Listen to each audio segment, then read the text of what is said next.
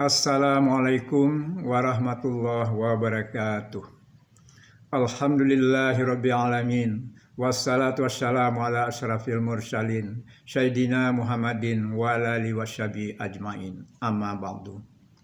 Bapak-bapak, ibu-ibu, dan sahabat-sahabatku yang dimuliakan Allah. Marilah kita sama-sama menyampaikan puji dan syukur kita kehadirat Allah Subhanahu wa Ta'ala. Karena dengan segala rahmat, kurnia dan nikmatnya lah, insya Allah kita semuanya berada dalam keadaan sehat walafiat. Salawat teriring salam, marilah kita sampaikan kepada junjungan kita, Nabi Muhammad sallallahu alaihi wasallam. Allahumma shalli ala Muhammad wa ala ali Sayyidina Muhammad. Semoga kita mendapat manfaat dari beliau di hari akhirat kelak. Amin.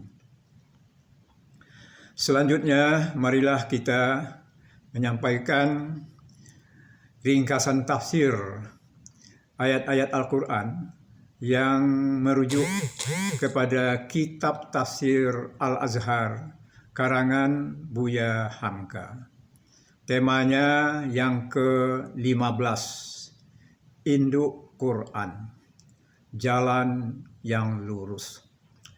Tema ini diambil dari buku Membaca Quran, himpunan ayat-ayat pilihan untuk pendidikan budi pekerti yang disusun oleh Insinyur Asnawi Hasan MLC, Laksma TNI, Purnawirawan, yaitu bagian yang pertama tentang Quran Kitabullah. Ayatnya adalah ayat yang ke-6 dan ke-7 surat Al-Fatihah. Pada ayat yang ke-6 Allah berfirman, A'udzubillahi minasyaitonirrajim. Ihdinas siratal mustaqim. Artinya, tunjukilah kami jalan yang lurus. Perlengkapan menuju jalan yang lurus yang dimohonkan kepada Allah itu adalah pertama, al-irsyad. Artinya, agar dianugerahi kecerdikan dan kecerdasan, sehingga dapat membedakan yang salah dengan yang benar. Yang kedua, at-taufiq, yaitu bersesuaian hendaknya apa yang direncanakan kita dengan apa yang direncanakan Tuhan. Yang ketiga, al-ilham, diberi petunjuk supaya dapat mengatasi sesuatu yang sulit. Dan yang keempat, ad-dilalah, artinya ditunjuk dalil-dalil dan tanda-tanda di mana tempat yang berbahaya, di mana yang tidak boleh dilalui. Menurut riwayat Ibnu Abi Hatim dari Ibnu Abbas, yang dimaksud dengan meminta ditunjuki jalan yang lurus, tafsirnya ialah mohon ditunjuki agamamu yang benar. Ada juga tafsir lain yang dimaksudkan adalah kitab Allah, yaitu Al-Quran, dan lain-lainnya. Maka, semua penafsiran itu dapatlah digabungkan menjadi satu. Siratal mustaqim memang agama yang benar, dan itulah agama Islam. Dan sumber petunjuk dalam Islam itu tidak lain ialah Al-Quran, dan semuanya dapat diambil contohnya dari perbuatan Nabi Muhammad SAW dan sahabat-sahabat beliau yang utama. Dengan ayat ini kepada kita telah ditunjukkan apa yang amat penting kita mohonkan pertolongan kepadanya Allah. Mohon ditunjuki jalan yang lurus. Melalui hidup di dunia ini samalah artinya dengan melalui suatu jalan Kita takut akan bahaya dan ingin selamat dalam perjalanan itu. Kita mau yang baik, tidak mau yang buruk. Kita mau manfaat dan tidak mau yang mudarat. Dengan ayat-ayat ini, kita telah mulai membaca dengan namanya. Kita telah mengakui Dia Maha Murah dan Maha Penyayang. Kita telah memuji Dia sebagai Tuhan pemelihara, pendidik sekalian alam. Kita telah mengakui kekuasaannya meliputi dunia dan akhirat. Dia Rahman dan Rahim, tetapi Dia juga menguasai dan mempunyai hari pembalasan. Lantaran itu semuanya, kita telah menyerah kepadanya saja, tidak kepada yang lain. Sehingga kita telah menyatakan tekad bahwa yang kita sembah hanya Dia dan tempat kita memohon pertolongan hanya Dia. Sekarang, setelah penyerahan demikian, mulailah kita memasukkan permohonan puncak dari segala permohonan, yaitu agar supaya ditunjuki jalan yang lurus. Petunjuk itu sejak lahir telah diberikan secara berangsur. Diberi petunjuk pertama, bila terasa lapar kita menangis. Setelah itu dengan beransur-ansur kita dapat membedakan bunyi yang didengar dan warna yang dilihat. Dalam proses itu kita diberi naluri untuk perlengkapan hidup sebagaimana yang diberikan kepada binatang. Tetapi pada binatang terhenti hingga demikian saja, dan pada manusia diteruskan lagi dengan pertumbuhan akal dan pikiran. Akal yang memperbaiki kesalahan pendapat panca indera. Mata melihat dan merasa seketika kereta api yang kita tumpang berhenti di suatu stasiun dan dia telah berangkat pula, padahal yang berangkat itu belum kereta api yang kita tumpangi itu, melainkan kereta api yang di sebelahnya. Mata melihat tongkat di dalam air menjadi bengkok, sedang akal menolaknya. Tetapi akal saja belum cukup menjadi pedoman, sebab dalam diri kita sendiri bukan akal dan panca indera saja yang harus diperhitungkan. Kita perhitungkan juga syahwat dan hawa nafsu. Demikian juga naluri-naluri yang lain. Kita kepingin makan dan minum supaya hidup. Supaya berketurunan, kita ingin mempunyai teman hidup dan sebagainya. Kita ingin dan orang lain pun ingin untuk mencari apa yang kita ingini itu, kita pergunakan akal. Dan orang lain pun demikian. Kadang-kadang seluruh orang mengingini satu macam barang, maka terjadilah perebutan. Mendapatlah siapa yang lebih cerdik atau yang lebih kuat. Kadang-kadang nampak satu hal yang diperlukan dan sangat diingini, dipakailah segala daya upaya untuk mencapainya. Kemudian setelah didapat itu ternyata membawa celaka pada diri. Ada hal yang pahit mulanya dan manis ujungnya. Dengan demikian, maka pengalaman manusia menunjukkan bahwa akal saja tidaklah cukup untuk mencapai keselamatan dan kebahagiaan. Mesti ada tuntunan terhadap akal itu sendiri. Itulah hidayat agama. Untuk itulah rasul-rasul diutus dan kitab-kitab wahyu diturunkan. Rasul-rasul dan kitab-kitab wahyu itu diutus dan dikirim Allah Tuhan sarwa sekalian alam, Maha Pencipta dan Maha Pemelihara.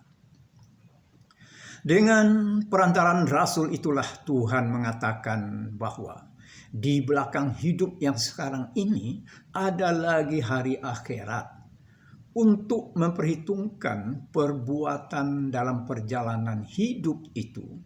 Bagaimana pemakaian panca indera dan bagaimana pemakaian akal. Adakah dia membawa maslahat bagi diri sendiri dan bagi sesama manusia dan bagi hubungan dengan Allah.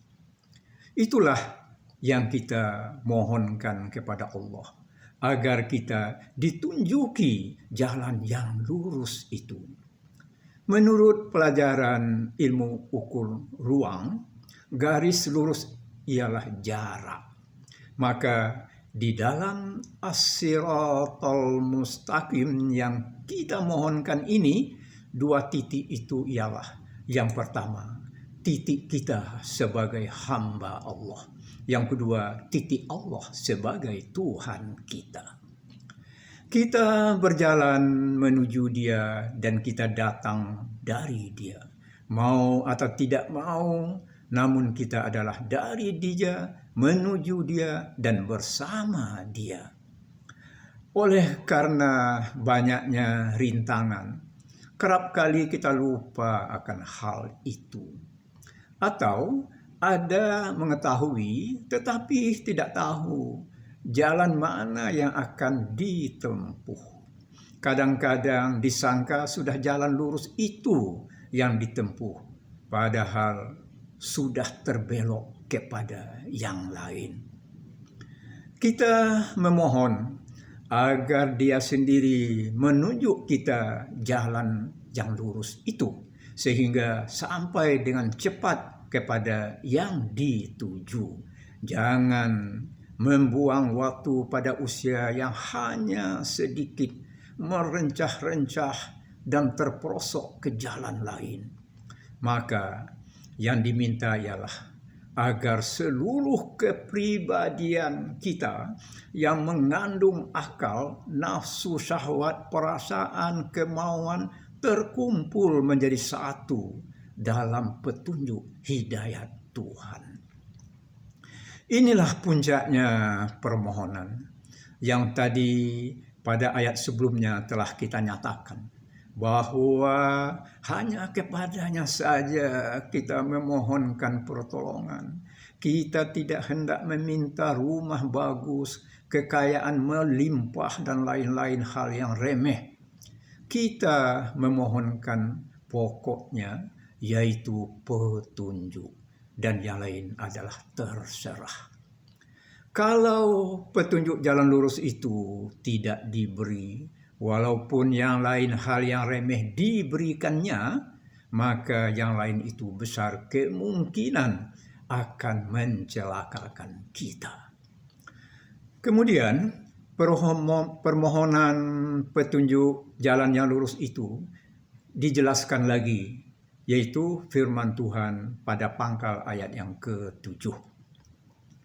Siratal ladzina an'amta alaihim, artinya jalan orang-orang yang telah Engkau kurniai nikmat atas mereka.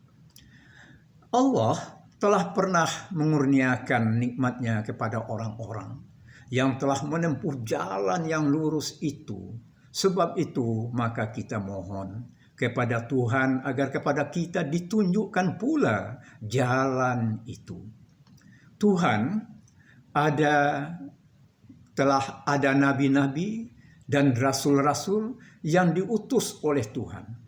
Dan telah ada orang-orang yang menjadi syahid, orang-orang saleh, semuanya dikurniai bahagia oleh Tuhan karena menempuh jalan itu. Bekasnya kita rasakan dari zaman ke zaman. Oleh sebab itu, maka kita mohonkan pula lah agar kepada kita diberikan pula petunjuk supaya kita menempuh jalan itu dengan selamat. Inilah yang kita mohonkan dengan isti'anah kepada Tuhan, dengan berpedoman kepada Al-Quran.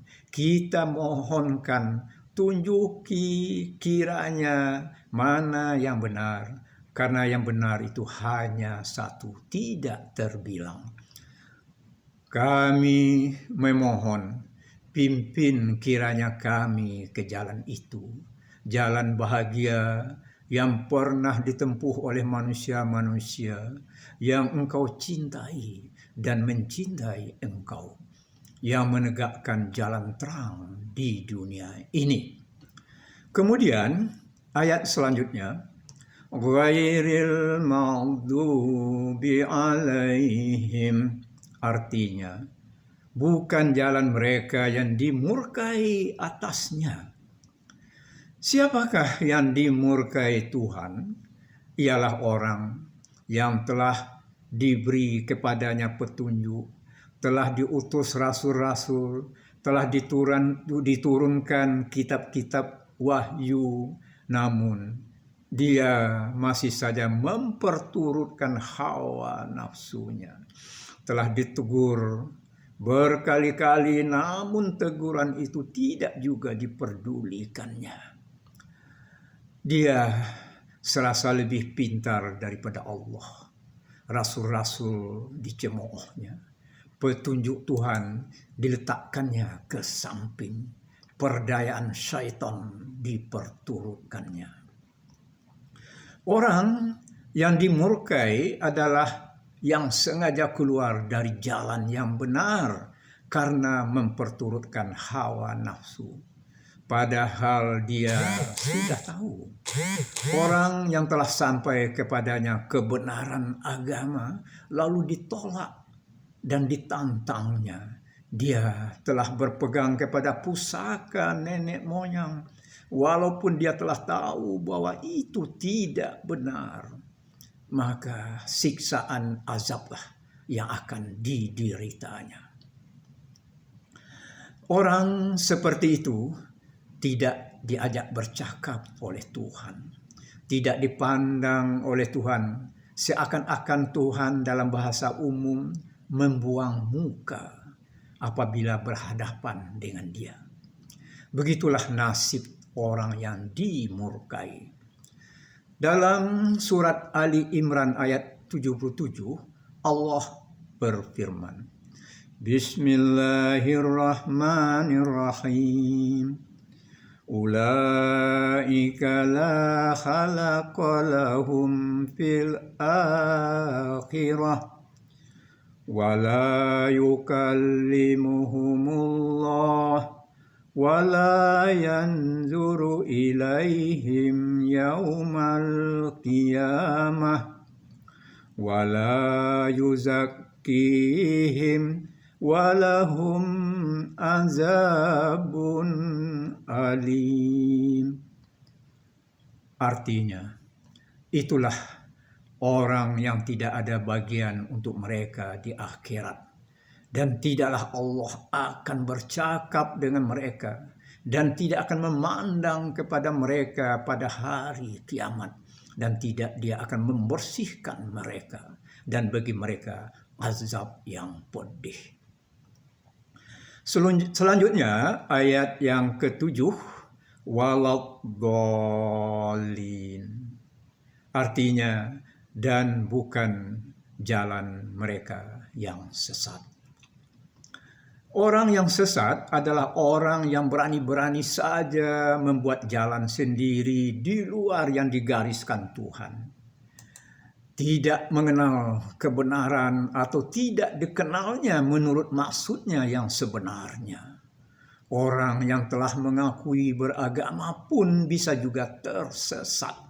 Kadang-kadang karena terlalu taat dalam beragama, lalu ibadat ditambah-tambah daripada yang telah ditentukan dalam syariat, sehingga timbul bid'ah.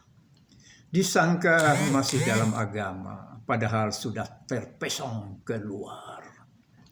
Maka bagi kita umat Islam yang membaca Al-Fatihah sekurangnya 17 kali sehari semalam dalam salat sunat wajib. Hendaklah diingat, jangan sampai kita menempuh jalan yang akan dimurkai Allah. Apabila satu kali kita telah memandang bahwa pelajaran yang lain lebih baik dan berguna daripada pelajaran Nabi Muhammad SAW, maka mulailah kita diancam oleh kemurkaan Tuhan. Demikianlah disampaikan ringkasan tafsir surat Al-Fatihah ayat yang ke-6 dan ke-7 yang mengacu kepada kitab tafsir Al-Azhar karangan Buya Hamka. Atas segala perhatiannya diucapkan ribuan terima kasih dan mohon maaf atas segala kekurangan dan ketidakkesempurnaannya. Semoga ringkasan tafsir ini memberi manfaat buat kita semuanya.